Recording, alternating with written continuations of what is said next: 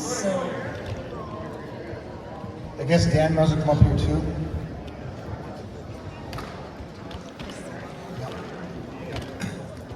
Drew? He's here. Yeah, Josh is here, and we want to show you how easy this is and how important this is. And I'm going to give Josh the mic here because he's going to be... Hello, everybody, again. So you guys know I've supported Vets for Freedom since day one, since we were in Ottawa, and me and Drew have worked together for the last 18 months now or longer. And they have a new campaign where they're trying to tell people that donating $5 a month goes a long way, right? We pay our taxes to an evil government that's trying to take our freedoms away, and that's up to 50%. So a small donation monthly goes a long way. It goes to help people like Tamara, like Pat King, anyone that's standing up for our freedom. So it's very important. So I don't use a credit card, so I can't do the monthly donations for $5. So I'm not a hypocrite. I've already donated a lot of money to Vets for Freedom, but this is how easy it is. $5 a month, that's 1 year subscription. $60 paid. That goes a long way, right? I'm a father of 5, I have 2 jobs, I pulled my kids out of school, they're homeschooling, so I gotta come up with another 12 grand this year to put my kids through school. But giving back to people with big hearts and are fighting for our children's future, we can all do it just a little bit, and that's how easy it is, guys. So thank you very much. I love you all. I'm sure you have those cards at the table over there. Yep. So there's a card, you pick up the card, and it's going to bring you right to being able to sign up for your subscription. Yeah, oh, here. So just say one thing about it. Don't just blindly donate, like read the standard operating procedure, read through the FAQ, read through our first report, and just make sure it makes sense to you, because we don't want you to have any doubt about us and the organization. So actually do your due diligence, read through it, and see if if it makes sense to you. Don't give them too much. Don't give them We too got much. enough in one. Okay, any questions for Tamara? Did you have, Graham? Come on over here. One question. You're gonna take her up the leg. We didn't go over our personal pronouns. Have you considered PM adding to yours?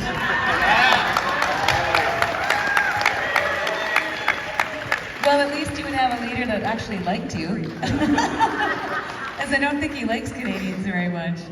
Oh my gosh, you know what? I think I'm horribly underqualified for that position. And but I think for me, lots of people ask me about getting into politics, and right now my feeling is that it would hobble me too much. I think I can be more effective outside of politics, maybe throwing my own support behind somebody that I feel will do good things for this country. Thank you for the question. Yeah, the rumors have started. I've seen some pins out there, Tamara, for PM. Did you see those? I saw, yeah.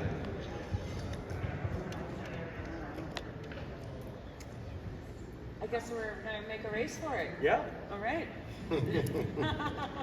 All right, you ready to go and sign some books, I guess? Any more questions for Tamara? I'll just take a quick bathroom break, and just give me 5 minutes, and then I'll meet you at the table. Thank you, Tamara. We love you.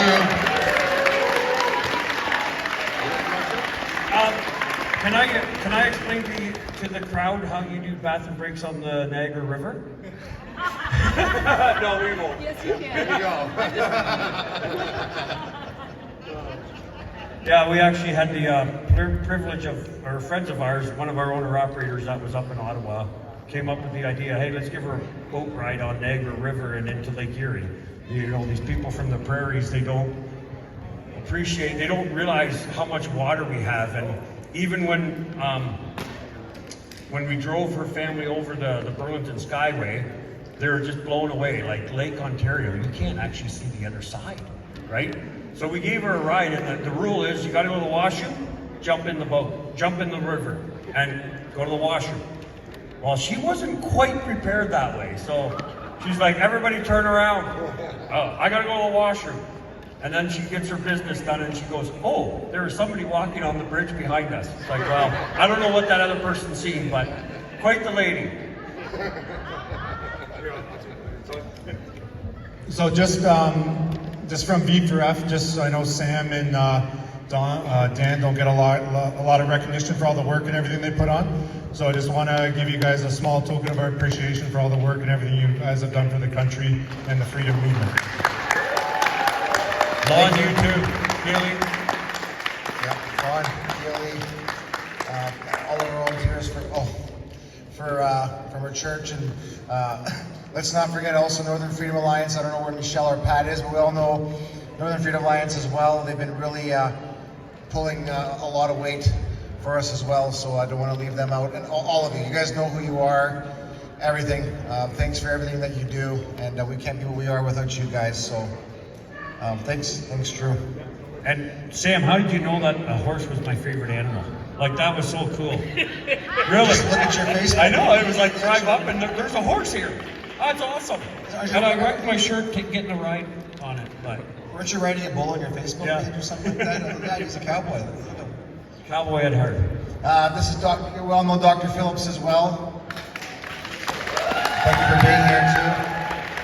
And I'm sure there's some questions for him as well. So if you guys have some questions, I don't know, come up here, or is there anyone, any questions for anyone on the panel? Got a question over here? Dr. Phillips, okay. Dr. Phillips. You want to use the mic?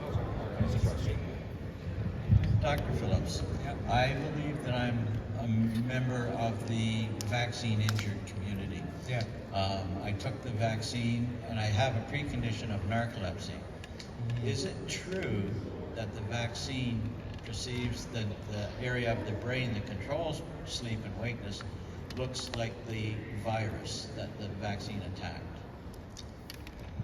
Yeah, I mean, that's a good question. I don't really know particularly about the association between this vaccine and narcolepsy, but what I can tell you for sure is that the lipid nanoparticles that it was made with were designed originally to penetrate the brain, to get chemo into the brain and other things. So they definitely go there, and definitely the most common symptom in people who have vaccine injury is profound fatigue, right? Fatigue, muscle aches, and sleepiness are the number one things, and often that's caused by inflammation and the disruption to sleep that comes with that. So yeah, there's a lot of different groups who are working on finding ways to heal from vaccine injury, and some are showing promise on the physical level. Things like getting your vitamin D levels up in order to kind of clear that out. Fasting has been shown to be effective for a lot of people, as when you're in a fasted state is when your body starts to clear out all of our disordered cells and things like that. Just so you know, I've had narcolepsy for a long time. Oh, okay. And I would say the intensity of the attacks, or episodes as I call them, were in the area of intensity of 1 or 2. Immediately after my second vaccine, they shot to over 100. Like, it was just brutal. Just so you know. Yeah. Thank you. Thank you. Any more questions for anyone on the panel here? Come on up, Glenn. An actual resident of Callender. Glenn, good brother. It's not so much a question, but I feel for all of the panelists here, but my heart goes out to Dr. Phillips. I had 3 opportunities to be terminated from two different employers over the course of the time of COVID, and that feeling is, sometimes you wear it as a badge, but other times it hurts because you know there's real human beings behind some of those decision-making processes that happen. And that, I think, is the part that damages part of our brain, right? But through faith, I'm able to see the sin in myself, so I see it in others, and I know that I'm forgiven, and I pray that others are as well, for their wrongs that they commit as well. I truly believe that. Dr. Phillips, you wrote a beautiful article, I read it the other day, about taking the life of a chicken. The joys of homesteading, right? Yeah. Coming from an agricultural background, I appreciate that, and having a couple of homestead chickens ourselves, I appreciate the sincerity in your message. I'd just like to take a moment, just if we could just bow our heads and just pray for all of the gentlemen and for Tamara, and specifically for Dr. Phillips. Heavenly Father, Lord, you've endowed us with gifts and strengths and skills that are ours alone. You saw fit to give them to us. Father, for a time we are to use those gifts and skills to your purposes. Lord, we may not always understand how you work, but trust and faith that this world that we live on is governed by you. My prayer right now is for Dr. Phillips, and that he continues on in his path, that he knows you, and that he's a good husband to his chickens, Father. As he demonstrates his heart to them, it's an indication of the heart that he has for others, and for the patients that are sorely depleted because of his missing state right now. And Father, though, I pray for a blessing on all of them, and that you encourage them, and that they feel strengthened by you and by the circumstances in their lives. And I pray these things in your Son's name, Jesus. Amen. Well, thank you, Glenn. Can I just add one thing too? Like, and it kind of came. Can I stop you? No, I'm a wannabe politician too. So, yeah, Dan, thanks for the prayer there. But you also you brought up one of the things that was so disturbing about what our government did to us. Every single person is essential. Never forget that. No matter what you do, no matter where you are in life, you are here. You're essential. And what an evil thing for our government to be able to say to Harold Jonker or Phil or Dan or Drew or anybody else, you're not essential. It doesn't matter what job you do, it's essential. And it's essential that we understand that no matter what, we are essential. And it's a beautiful thing that the government tried to take away from us, right? And I remember hearing, oh, all of a sudden we have to be vaccinated. Oh, these truck drivers were essential and whatever. But it was heart-wrenching to see how people actually believed that. I gotta stay home because I'm not essential. Like, talk about ripping out a person's soul.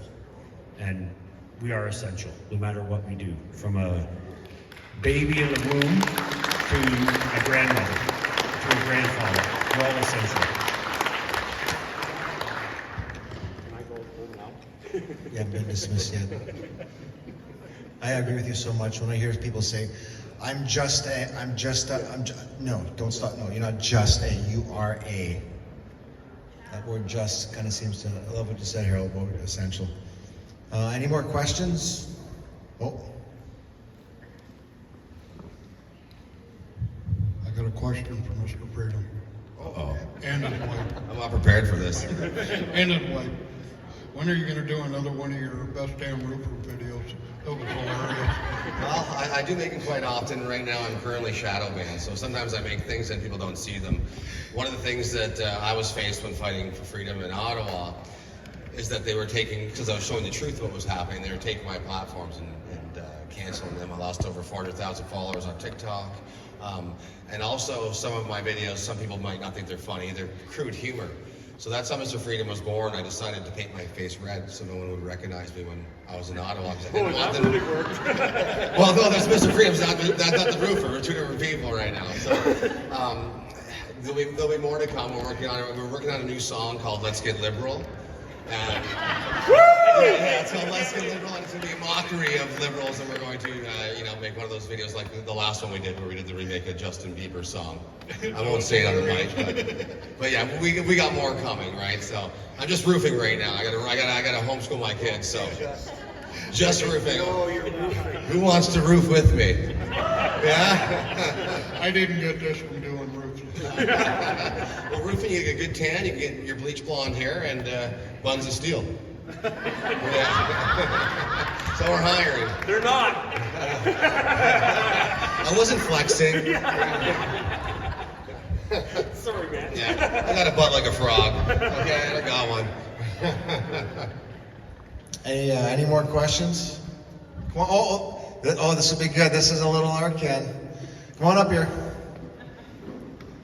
Ask your dad. You know who this young man is? Ask your dad, can we go to Dairy Queen? What is your advice for kids like me? Who are you asking? My dad.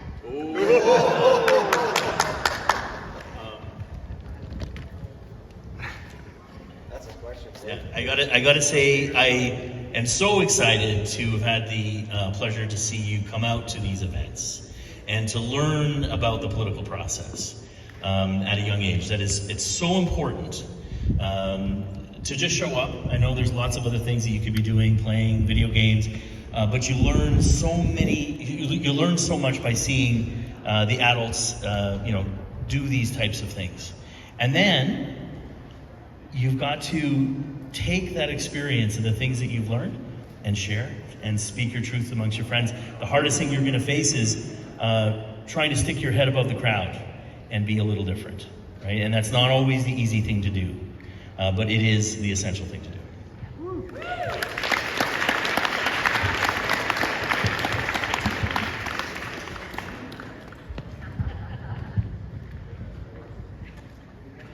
Any more questions? When we're going back to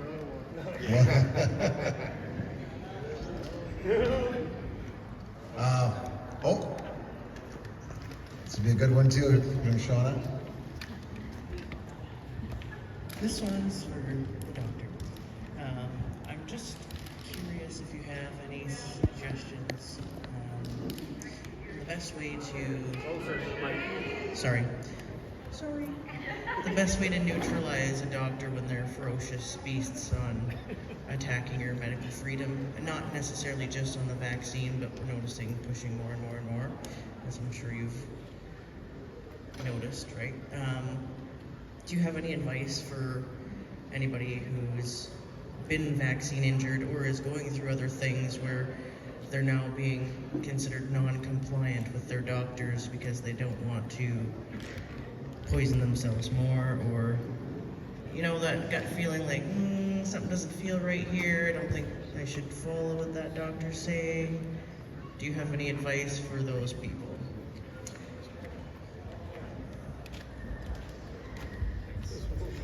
Yeah, it's a good question, because right here. Okay, there we go. Yeah, it's a great question, because honestly, what's happened over the last few years has really opened my eyes to flaws in the whole system, right? From the way, there's so many things that I learned in medical school that over the last 3 years I realized were all bullshit. Most of them around vaccines, but yeah, I bought the Kool-Aid, right? Safe and effective, and if you don't believe that, you're a crazy anti-vaxxer, right? Until you look at the research, and it was horrifying when I learned about just childhood vaccines, and there are so many kids who have been irreparably harmed, from those because they were inadequately tested. This is not their first rodeo. They've been doing this for a long time. And that doesn't mean necessarily that you need to reject the whole medical system and say it's all harmful, because it isn't. But it has been, the corruption runs deep. And so I really think it's important to trust your gut, listen to yourself, and I actually think the more that I've learned, we have an innate ability to heal ourselves, and I think that really needs to be the way to go first. There's nothing wrong with going through the system and trying to use some of it to heal, but I think there's deeper levels of healing, and that's kind of what my interest is in primarily. But yeah, I would say trust yourself, do your own research, and there's a lot of good doctors still out there. It doesn't mean everyone is corrupt, but if they gaslight you and say that, tell you not to trust yourself or don't trust any research that you've done, the internet has all medical knowledge really at your fingertips. It's good to have an education to know that, but honestly, the experts are. I think we've all learned about expert opinion and how pretty much that's always bullshit. So if somebody's telling me experts say, or it's recommended that, don't trust a word they say. But if they're willing to tell you about the studies and the research and you to really allow you to ask challenging questions, then I would trust that doctor and because you have that kind of freedom to make your own decisions. And that's what a good doctor does. They present you with the evidence and you make your decision based on what matters most to you. And so that's how to know if you're dealing with a good doctor. You know. So what if they say sponsored by Pfizer? Back away.